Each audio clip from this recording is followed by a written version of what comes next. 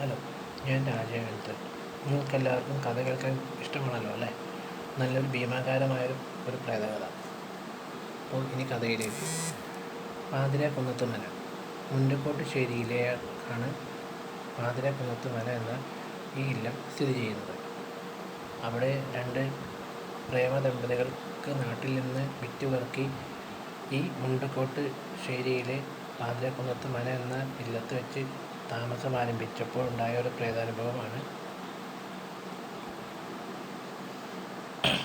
ഞാനിവിടെ പറയുന്നത്. അവിടുത്തെ രാമചന്ദ്രൻ നമ്പൂതിരിപ്പാട് എന്ന വ്യക്തിയാണ് അതിൻ്റെ ഉടമസ്ഥൻ. നന്മ നിറഞ്ഞ വ്യക്തിയും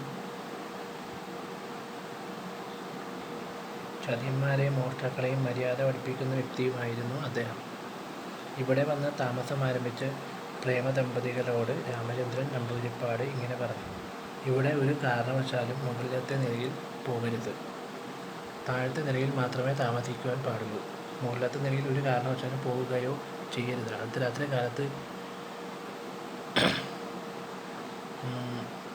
അവിടെ ആത്മാക്കളുടെ ശല്യമുണ്ട്. ഇത് കേട്ടപ്പോൾ അവർക്ക് ചിരിയാണ് വന്നത്. അങ്ങനെ അർദ്ധരാത്രി കാലത്ത് അവർ പോകാമെന്ന് കരുതി ഉടൻ തന്നെ അവർ പോയതും